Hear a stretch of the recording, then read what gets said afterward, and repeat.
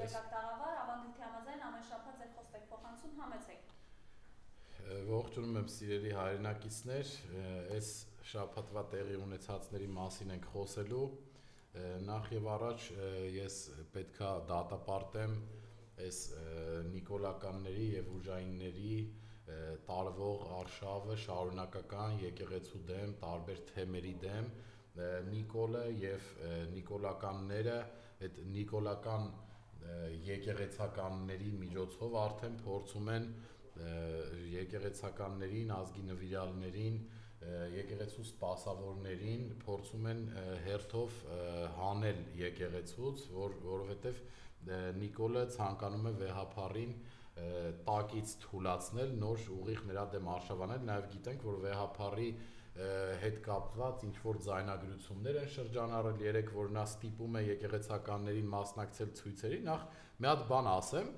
բա ցանկացած ազգի մասին մտածող վեհափառ Նիկոլի նման առաջնորդ ունենալուց իր եկեղեցականներին կհորդորի, որ գնան Նիկոլի դեմ ցույցի, դա այլ հարց է, դրա մեջ ոչ մի վատ բան չկա, բայց նաև ես պետք է ասեմ, որ ես վստահ եմ, որ այդ ձայնագրությունները նորից կեղծված են, ամբողջական չեն, սարքած են, որովհետև արդեն մենք անգիր ենք արել Նիկոլի գործելավոճը, նաև նույնը Բագրատ Սրբազանի գլխին սարքեցին նույն ձև, որ ինքը կոնտեքստից կտրված բառեր դրեցին, իմաստը լրիվ փոխեցին, հիմա այդ մարդուն ԱԱԾ-ում են պահում, Շիրակի թեմի առաջնորդին Միքայել Աջապահյանին չհարգելով նրա տարիքը, չհարգելով նրա եկեղեցու 30 տարուց ավել ծառայությունը, 40 տարուց նույնիսկ նրան նույնպես բռնել են Արագածոտնի թեմի մի շարք սպասավորների, նաև թեմի առաջնորդին նույնպես ձերբակալել էին եւ նաև ուզում եմ ասեմ, որ Տեր Արամը միայնակ այդ անձնավորությունը, ում ամբողջ համացանցը համեմատում է Հուդայի հետ, ով միանշանակ դեմքով էլ են կինոյի մեջի Հուդայի մարմնավորող կերպարին շատ նման է, միանշանակ բոլորի դեմ սուտ կեղծ ցուցմունք է տվել, կեղծ մատնություն է արել եւ Նիկոլի դուդուկի տակ է պարում, այդ անձնավորությունը, չգիտեմ, ինչ որ հարսանիք էր միայնակ վարում եւ նաեւ ես զարմանում եմ այդ ամուսնացողների վրա, ոնց կարելի է սուտ մատնություն տվողի օրհնանքը վերցնել, ամուսնանալ, ես զարմանում եմ, բա դուք ոնց եք ընտանիք կազմում, ոնց եք այդ օրհնությունը վերցնում, կամ նաև ուզում եմ անդրադառնալ Նիկոլ Փաշինյանին, ուզում եմ անդրադառնալ այս անձնավորության գործելակերպին, գործելավոճին, նայեք, երկիրը կանգնած է շատ ծայրահեղ խնդիրների առջև։ Պատերազմից հետո մենք կորցրել ենք բազմաթիվ տարածքներ։ Բազմաթիվ տղերք իրանց ծնողները, տանանդամները չգիտեն, այդ տղերքը գերի են, անհետ կորած են, թե զոհված են, նրանց դիակները չկան, նրանց մասին տեղեկություն չկա։ Ուրեմն Ադրբեջանի եւ Թուրքիայի պահանջները օրորի մեծանում են։ Թե տարածքային պահանջները, թե մեր սահմանադրության մեջ իրանց քիթը մտցնելը, թե Արարատը լոգոների վրայից հանելը, թե ցեղասպանության հարցի մերժումը, դրանք հարցեր են, որոնք կապված են մեր ինքնության հետ։ Եվ Նիկոլ Փաշինյանի նման դավաճանը այս բոլոր հարցերը մի կողմ դրած, ինչ որ ամեն առավոտ մեկ հայկական ռաբիս, մեկ, չգիտեմ, Ֆրենկ Սինատրա, մեկ, չգիտեմ, իրար հետ կապ չունեցող երգեր բացառապես առավոտյան դնում է իր Facebook-ի էջին, իր այդ տղեր, իր այդ անտանելի, իր այդ մեր օրը փչացնող այդ իր դեմքը, տենց այդ որ вообще տղայական ոչ մի բան չկա այդ մարդու մեջ է, սենց ինչ որ հայացքներ է անում, պռոշներն է հաստացնում, աշկերն է փոքրացնում, Աննային է նշում, որ իր կինը չի նույնիսկ բանով, Զաքսով ամուսնացած չեն իրար հետ, բա սիրեք իրար, ես էլ քեզ եմ սիրում, սենց ինչ որ բաներ է անում, սրտիկներ է սենց ուղարկում, ուզում եմ ասեմ, սա աբսուրդ է, այդ մարդը ինչ որ բաներ է օգտագործում, ես վստահաբար կարող եմ ասեմ, adekvat մարդը, երկրի առաջնորդը նախ իրավունք չունի նման պահվածք դրսևորելու։ Հետո գալիս ես հիշում ես 2 օր առաջ Նիկոլի դեմքը, երբ որ գնացել էր Թրամփին, ասում էր I am Prime Minister of Armenia, I am Armenia, from Armenia, որ շանտեղ չեն դնում։ Հա,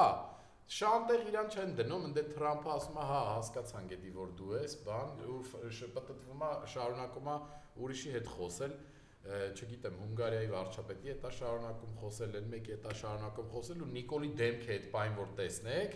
օրինակ այդպես դեմք գիտեք ովքեր էին ընդունում, ասենք այդպես դեմք ընդունում էր մեր բակի գեղամիկը 7 տարեկանում, որ մենք իրան չէինք տալի որ կանֆետ ուտի, այդպես դեմք էր ընդունում, եղունգները սկսում էր կրծել, լացելով գնում էր տուն, այդ Նիկոլի դեմքն է, այդ Նիկոլը այդ 7 տարեկանից չի մեծացել, որովհետև իրան էլ բակում հաստատ ճնշել են, ինքն է հաստատ այնպես մոտեցումներ ունեցել, որ ընկերներ չի ունեցել, ոնց որ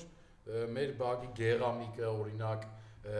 որը միջև հիմա էլ նույն ձև է մնացել ու նույնիսկ որ հիմա ինձ լսի, հաստատ ես չեմ նեղվի դրանից, ուզում եմ ասեմ, այս անձնավորությունը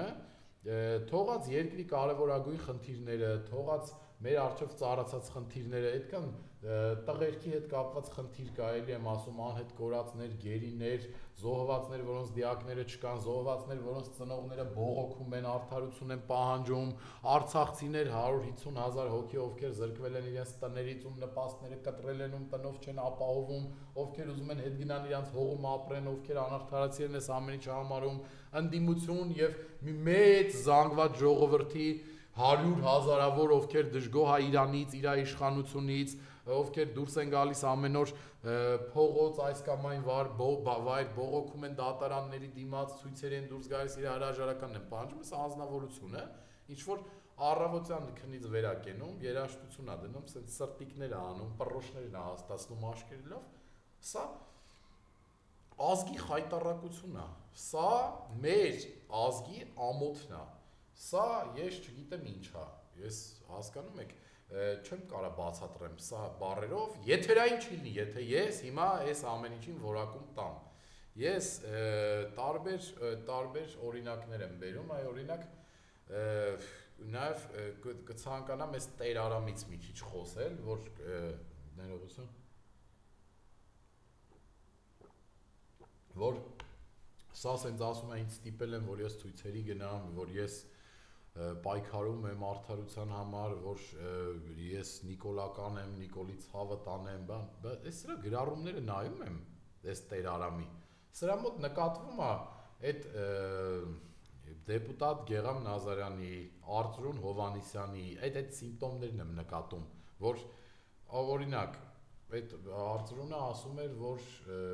պատերազմի ժամանակ մենք հաղթում ենք, ես իշխանությունների հետ կապ չունեմ, ես իմ ռազմական գործն եմ կատարում, հետո բացահայտ դարավ նիկոլական, այդ պատերազմի ավարտի կապիտուլյացիայի օրն էլ մի հատ ասեց ուշքս գնացել է լավ չեմ, Արծրուն Հովհաննիսյանին տեղափոխել են հիվանդանոց, այդ էլ այդ կապիկությունը կյանքում չեմ մոռանա, այս Գեղամ Նազարյանը ասում էր իմ տղային սպանել է Նիկոլը, Պետրոսին, Պողոսին, Մարտիրոսին, Նարեկին, Վաչագանին, դու ես սպանել, Նիկոլ, դու ես սպանել, նենց անմեղ դեմք էր գառան ընդունում, մեղքը մարդու գալիս է նայում, ասում էր, այս մարդու մեջ ինչքան հույզեր կան, ինչքան ապրումներ կան, ինչքան անկեղծ է խոսում, մեկը մի տարի հետո, ասում է մեր վարչապետը խաղաղություն է բերում, մենք Ադրբեջանի հետ ինչ խնդիր ունենք, իր տղուն սպանած երկրի զինվորների այդ երկրի մասին, ասում է մենք դրանց հետ խնդիր չունենք, արա այս սրբապիղծ Քո տղուն վերջին հաշվով, որ անձնապես նայես, երկիրը մի կողմ դնես, իրանք են սպանել, դու իրանց հետ խնդիր չունես, այսինքն քո տղու արունը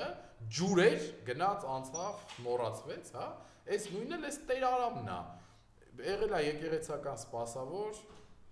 Նիկոլին քննադատել է, նիկոլականներին քննադատել է, իր կամքով գնացել է ցույցերի, հիմա ասում է թե ինձ ստիպել եմ, որ ես ցույցերի, բա դու ուրեմն այնքան անինքնասեր տղա ես, որ ինչ-որ մեկը քեզ ինչ-որ բան է կարացես ստիպի, բա որ ստիպել են դու եք գնացել ես, բա ում ես մեղադրում, բա այն ժամանակ այդքան տղա չկա, նայ դու բողոքական մարդ ես, եթե դու հիմա կանգնում ես ամբողջ ժողովրդի առաջ, դու Արագածոտնի թեմի ամբողջ այդ սպասավորների դեմ գործ ես տալիս, գնում ես ժողովուրդ ես հավաքում, ասում ես պետք է եկեղեցուց հեռանաք, եթե դու տես բաներից չես վախենում, քեզ ոչ մեկ չէր կարա ստիպել, որ դու ցույցի գնայիր, դու քո կամքով գնացել ես ցույցի, հիմա գցում ես վեհապարի վրա, թե բա ինձ ստիպել են, որ ես գնամ ցույցի, ամոթ է, սա այս թվարկածները հասարակության մեջ, մարդկանց հիշողությունների մեջ, մարդկանց գնահատականների ժամանակ երբեք չեն մոռացվում, այս մարդիկ Նիկոլի կողքին գրվելու են հայոց պատմության մեջ երկու երեսանի ուրացող, իրանց սկզբունքները դավաճանած, որոնք ի սկզբանե չեն էլ ունեցել սկզբունքներ, որովհետև ամենասկզբից էլ Գեգամ Նազարյանը իր որդու արյունը ու որդու դիակը շահարկելա, որ դառնա падգամավոր Հայաստան դաշինքից։ Հիմա էլ շահը ուրիշ ձև է համընկնում, ասում է, ես խնդիր չունեմ Ադրբեջանի հետ, Նիկոլն էլ լավ մարդ է, մեր խաղաղություն է բերում, գնացել էր ինչ որ խմած կիրանց էր գնացել այն դեպքերի ժամանակ լրագրողների վրա մուննաթ էր գալիս, այ ես եք դուք պետք է Հայաստանի պատմության էջերում ամեն մեկը ձեր օրինակներով բացած ձեր պատմությունները 15-20 էջի վրա դավաճանների մասին այդ պատմությունները պետքա գրել, որ օրինակ Պողոսը ունենա Մարտիրոս անունով տղա, այդ տղեն այդ պատմությունները կարդա ու իր մարմինը փշաքաղվի, որ ինքը նման դավաճանություն նույնիսկ իր մտքի ծայրով անցկացնի, որ կարելի է անել, ոնց է իր անունը գրվելու դասագրքերում եւ ոնց են սերունդները սովորելու իր դավաճանության օրինակի վրա, ինչպես պետք չի դավաճան լինել կամ որ դավաճան ես լինում պատմությունը եւ ժողովուրդը ինչպես է արձագանքում եւ ինչպիսի գնահատական է տալիս տվյալ դավաճանությանը, տվյալ արարքին եւ նրանից բխող հետևանքներին։ Այ այս մարդկանց անունները պետքա գրել նման կերպով։ Այ օրինակ Չինաստանում Պեկին քաղաքի արվարձաններից մեկում եւ նաեւ այլ չինական քաղաքում կա մի նմանատիպ ավանդույթ։ Մարդիկ, ովքեր եղել են դավաճան, այդ դավաճանների արձանները կանգնեցրած է հրապարակներում եւ այդ արձանների կողքին դրած է լարերով կապած տապճկաներ, կոշիկներ, երկաթներ, որ չկարողանաս վերցնել, տանել, բայց այդտեղ քաշում հանում ես դրանք ու սկսում ես այդ արձանին խփել երկաթով, կոշիկով, այսինքն անարգում ես այդ դավաճանին նույնիսկ 1000-1500 տարի հետո, որ ինքը նույնիսկ մահացել է, բայց իր դավաճանությունը պետքա քարկոծել, պետքա մատնանշել եւ պետքա այդ դավաճանին նույնիսկ մահացած ժամանակ հիշեցնել, թե ով է ինքը։ Այ դուք պետքա արժանանաք նման պատժի։ Օրինակ Համաշխարհային պատմության մեջ շատ դավաճաններ են եղել, այտենց երկիր, այտենց կայսրություն չկա, որ դավաճան չի ունեցել, բայց ես դες անկեղծ եմ ասում, հայի դավաճանը ուրիշ է։ Ասենք հռոմեացիներն են ունեցել դավաճաններ, լուրջ զորավարներ դավաճանել են իրանց կայսրերին, դավաճաններ են եղել Հունաստանում, դավաճաններ են եղել Ասորեստանում, դավաճաններ են եղել Բաբելոնում, դավաճաններ են եղել մեր նորագույն պատմության մեջ, դավաճաններ շատ են եղել, բայց այդ դավաճանների 80%-ը վերջում գիտակցել ու ամաչել է, որ իսկականից ինքը դավաճանություն արել ու իրան խփել է, վնաս է տվել։ Դուք կյանքում դա չեք անի։ Օրինակ տղա կորցրած մարդը երբ ուրանում է իր տղու արուն, ինքը ոնց կարա իրան կյանքից զրկի դավաճան լինելու համար։ Երբեք, որովհետև եթե դու քո մարմնից ստեղծված անձին ես ուրանում, դու ոնց կարաս քեզ վնաս տաս դավաճանության համար։ Չես կարա։ Կամ Արծրուն Հովհաննիսյանի պես անձնավորությունը, որ հաղթելու ենք, ադեսներ ենք խփում, այդ իր այդ անդուշ, այդ խոսակցական մարմինս փշաքաղվում է, որ հիշում եմ դրա ձայնը, այդ որ տենց խոսում էր, խափում էր, տասնյակ հազարավոր ծնողների Արցախում մենք ինչքան զինվորներ ունեինք 35-40 հազար հոգու կյանք էր, չէ, փրկիչը։ Այդքան մարդ անգամ երկուս արեք իրանց գոնե չհաշված նրանց քույրերը, կանայք, տատերը, պապերը, մայր եւ հայր 80,000, 100,000 մոր եւ հոր զգացմունքների ու հույզերի հետ խաղացող սրբա պիղծը։ Արա ո՞նց կարա իրան վնաս տա։ Չի կարա, բացառվում է, որովհետև ինքը այդ հույզերի հետ չէր խաղա, որ եթե պետքա դա գիտակցեր հետո վնաս տար։ Կամ այս Տեր Արամի նման Հուդան, ով որ ոչ Աստվածաշնչին է հետևում, ոչ Աստվածաշնչի ոչ Սաղմոսներին է հետևում, խորհուրդներին է հետևում, դուրս է եկել իր հոգևոր հայրերի դեմ, կեղծ մատնություններ է տալի, ինձ ստիպել են ցույցի գնամ, խի երեխա է ստիպել են կամ ինչ ես որ ստիպել են, օրինակ ինձ ես այսքան ժամանակ մասնակցում եմ ցույցերի, ոչ ոք երբեք ինձ ոչ մի բան չի ստիպել, հետո ես եղել եմ տարբեր պաշտոնների երիտասարդական թևի նախագահ եմ եղել, փոխնախագահ եմ եղել, բայց ինձ երբեք ոչ մեկ չի ստիպել, որ ես գնամ ցույցի։ Այսինքն ես զբաղացնելով քաղաքական պաշտոն, քաղաքական ղեկավարությունը ինձ երբեք չի ստիպել, որ ես ցույցի գնամ, դու եկեղեցական ես, վեհապարը քեզ ստիպել է այ ճիճու, որ դու գնաս ցույցի, այ սուտ ասան ու կեղծ մատնություն տվող անհավատ երևույթ։ Հիմա էլ գնացել ես Արագածոտնի ողջ թեմի վրա կեղծ մատնություն ես տվել, գործ ես տվել, այդ մարդկանց եկեղեցականներ են, հոգևոր սպասավորներ են, թեմի առաջնորդ են, տարել են ԱԱԾ-ի պատվալներ են տարել, մեկին քնչական են տարել, մեկին քրեական են տարել, դու գնացել ես այդտեղ հարսանիք ես օծում, այ դուք ո՞նց եք պատասխան տալու ձեր խղճի առաջ, դուք ո՞նց եք ձեր երեխեքի առաջ, ձեր թողած ժառանգների առաջ պատասխան տալու։ Օրինակ այդ 3 նշածս անձնավորությունը, ո՞նց եք դուք պատասխան տալու։ Այն մեկը ո՞նց է իր տղու գերեզմանին գնալու ու չամաչի։ Այն արծրունը չգիտեմ երեխեք ունի թե չէ։ Ո՞նց է իր երեխեքին ինչ է ասելու, պապան ով է եղել։ Ով է եղել պապան, ո՞նց է։ Թորը ունեցի ասենք, նստեցրել է այդ թորանը գրկին, ինչ է ասելու պապան գիտեք ինչ մուտիլովշիկ ա եղել, 5000 տղու գլուխակերը ծնողներին է խաբել, հա, այդ է ասելու, ես չեմ հասկանում, հա դուք ո՞նց եք տենց ապրում, ինչքան գումարի դիմաց կարելի անի լինել տենց դավաճան, ինչքան էլ ես չեմ հասկանում, այդ որտեղից է ալնում, որ դուք համաձայնվում եք նման բաների, այդ ես իմ գլխի մեջ չի տեղավորվում, եւ նաեւ հաղորդման վերջում կցանկանամ բոլորին հորդորել, բոլորին խնդրել, բոլորին ուղղորդել, որպեսզի նրանք 4:30 լինեն օպերայում, մասնակցեն ի աջակցություն Սամվել Կարապետյանի եւ այս եկեղեցականների դեմ տարվող կեղտոտ արշավի, մասնակցել հանրահավաքին, տեսնել թե կազմակերպիչները ինչ են ասում, ինչ ծրագիր ունեն, ինչ ճանապարհային քարտեզ ունեն եւ բոլորս միասին գնանք, լինենք օպերայում, մասնակցենք հանրահավաքին, պայքարենք Նիկոլի դեմ, որովհետեւ այս երևույթների, այս դավաճանությունների, այս պարտությունների, այս սպանությունների, այս չգիտեմ 16 տարեկան երեխաների նարկոման լինելու այս անհաջողությունների վերջը Նիկոլից ազատվելով է լինելու, որովհետև էլ ասեք Նիկոլ երկրի առաջնորդ գնում է Թրամփի ուսն է մտնում, այնտեղ ասում է I am that guy, I am the prime minister of Armenia, այնտեղից ասում է Թրամփը եղավ լավ, շարունակողներ չէ, խոսը դեմքը փոխում ծռմռում, այդ մեզ է ներկայացնում ախր։ Դրանից 7-8 օր առաջ Դուշանբեում այնտեղ բանի Տաջիկստանի նախագահներ ծաղրում, Պուտիններ ծաղրում, անդե ասում են Ալիևի հայրենակիցը, մեկ Ալբանիայի հետ են մեզ համեմ, այ խայտարակություն, չեմ էլ ուզում խոսամ, այս ամեն ինչը ինչից է գալի, այս ամեն ինչը գալիս է Նիկոլից, որովհետև Սերժ Սարգսյանի ժամանակ, Ռոբերտ Քոչարյանի ժամանակ, Լևոն Տեր-Պետրոսյանի ժամանակ երբեք մեզ ոչ մեկ դրա 0.001%-ով նույնիսկ մտքի ծայրով անգամ չի անցկացրել, որ կարա մեզ ծաղրի, այդքանը հորդորում եմ բոլորին 4:30 լինել Ազատության հրապարակում, մասնակցել կազմակերպվող հանրահավաքին, յուրաքանչյուր հայի պարտքն է Նիկոլի դեմ կազմակերպվող հանրահավաքներին մասնակցել,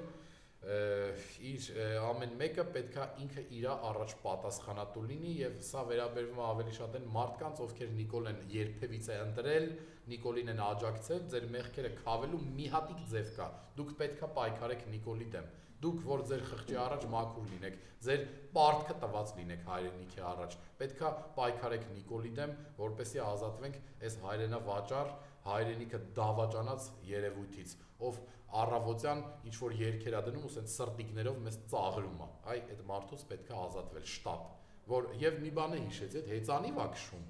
ասում է հեծանիվով է պետք գործի գնալ, օգտակար է, հեծանիվով հիգենիկ է, այսինքն ի՞նչն է հիգենիկ, որ դու օրինակ հեծանիվով գնում ես գործի, էլի, վարչապետ մարդ ես, որ քրտանում ես հեծանիվ քշելուց, այդտենց քրտինքով մտնում ես այդ կառավարության շենքը մարդիկ ես ընդունում, հա, այդտենց ճենջահոտով, այդտենց, այ զարմանում եմ էլի, արա, քո մոտեցումների վրա, քո ասածների վրա, քո գործողությունների վրա, այսինքն ոնց կարելի է հեծանիվով գնալ գործի, բայց գործի տեղն ես լողանում, հա Ոնց ես էլի կազմակերպում դա, թե այսինքն հեծանիվը քշելուց դու մեկը պետքա քրտնես, չես կարաչ։ Էն էլ քո ֆիզիոնոմիայով տղամարդը, որ տենց փորը կախ, կրծքերը կախ, էլի դու չես կարա հեծանիվ քշես, չքրտնես։ Դրա համար դու ոնց ես տենց գնում գործի, էլի ես զարմանում եմ, մեզ բոլորիս 3 միլիոն հայ ներկայացնող վարչապետ ես։ Տենց հակա հիգենիկ վիճակում ոնց ես գնում աշխատանքի, էլի ու ասածներից մեջ վիրավորանք չկա։ Պարզապես ես ուզում եմ հասկանամ, այդ ոնց է կազմակերպվում այդ process-ը, էլի, տենց հեծանիվը քշեցիր, Բա ես հասկանում եմ, որ դա նորից մանիպուլյացիա է, որ դու 7-8 մետր ես հեծանիվը քշում, որ ցույց տաս ժողովրդին, որ դու ազգի ծոցից հելած անձնավորություն ես, ոչ թե թալանչի ես, ոչ թե մարդասպան ես, ով որ իրա, բա հեծանիվով գնայիր, այն աղջկան ավտոյի տակ չգցեիր, բա այդ ո՞նց ես որոշում, մեկ հեծանիվով ես ման գալի, մեկ ավտոներով հղի կանանց ես գցում ավտոյի տակ սպանում, վերջում է դուսա գալի, դու չես սպանե, դա վարչապետի աշխատակազմի վարորդն է սպանե։ Չգիտեմ, մաղթում եմ բոլորիդ լավ շաբաթ, կմասնակցեք այսօրվա հանրահավաքին, դա շատ կարևոր է, կհանդիպենք մյուս շաբաթ, հաջողություն։